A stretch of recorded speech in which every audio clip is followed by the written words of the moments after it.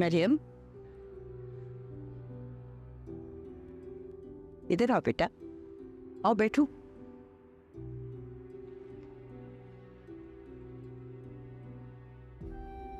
ठीक है तुम। क्या बात है मरियम, तुम इतनी चुप चुप क्यों हो? तुम मुझसे बात ही नहीं कर रही। पहले तो तुम हर बात अपनी दादी के साथ शेयर कर लेती थी। इसकी बात नहीं है, आप आराम कर रही थी ना, इसलिए मैं आपके पास नहीं आई। मरियम, अब तुम मुझसे झूठ भी बोलने लगी हो क्या? बेटा, मैं उम्र के उस हिस्से में हूँ जहाँ मैं बच्चों की शक्ल देखकर पहचान लेती हूँ कि वो परेशान हैं कि नहीं। ये बताओ, सिप्तैन की बहनों की वजह से परेशान हो तुम? बात हो, हाँ, पर सबको ये लगता है कि जो कुछ भी हुआ है ना, वो ये जानबूझ के किया है। यहाँ तक कि सिप्तैन को भी मेरे पे बिल्कुल ट्रस्ट नहीं है।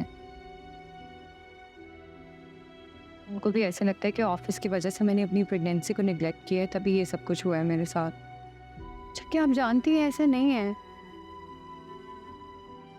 तो वो मुझसे बात भी नहीं कर रहे, क्यों वो मुझसे नाराज बैठे हैं। औलाद का दुनिया से चले जाना माँ बाप के लिए बहुत बड़ा दुख होता है, जिसका सबक बहुत मुश्किल से आप। बेटा, जब अल्लाह किसी को आजमाइश में डालता है ना, तो उसमें से निकलने के असबाब भी खुद ही बनाता है। और अगर तुम्हारी जिंदगी तूफानों की जद में आ जाती है, तो वो इन तूफानों से लड़ने की हिम्मत भी तुम्हें अता करता है। बस हमें तो बेटा अब इस आजमाइश से निकलने के लिए कोशिश करते रहना चाहिए ना। सिप्तैन अभी बहुत तकलीफ में है, उसके लिए अपनी औलाद को खो देना किसी बड़े सदमे से कम तो नहीं है ना।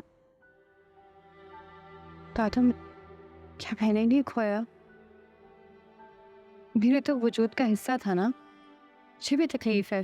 देखो बेटा, अल्लाह ने हम औरतों को बहुत सब्र और बर्दाश्त से नवाजा है, और हम बड़ी से बड़ी तकलीफ भी सह जाती हैं। और मर्द इस मामले में कमज़ोर होते हैं, उन्हें संभलने में बहुत वक्त लगता है। और ऐसे वक्त पर एक अच्छी बीवी अपने शौहर को संभाल लेती है। बता दो, आप ही मुझे बता दें मैं क्या करूं। वो तो मुझसे कुछ शेयर भी नहीं करते कि मैं उनको बता सकूं। इसमें सिप्तैन का कोई कसूर नहीं है बेटा, ये तो हमारे मुआशरे में है। ये मर्द को समझाया जाता है, बचपन से बताया जाता है कि किसी के सामने रोना नहीं, और ख़ास तौर पर बीवी के सामने, क्योंकि मर्द अगर रोता हुआ नजर आएगा तो वो कमज़ोर लगेगा। फिर क्या करूं, कैसे मनाऊं उनको? अपने घर जाओ बेटा। तुम जितनी देर एक दूसरे से दूर रहोगे, तुम्हारी ये खामोशी एक दूसरे के दरमियान एक लंबी लकीर खींच देगी। बेटा, साथ रहने से, एक दूसरे के साथ बात करने से बहुत से मसाइल हल हो जाते हैं। अगर वो नहीं आ रहा तो तुम चली जाओ, और मैं ये तुम्हें यकीन से कहती हूँ कि जब वो तुम्हें देखेगा ना, तो सब नाराज़गी भूल जाएगा।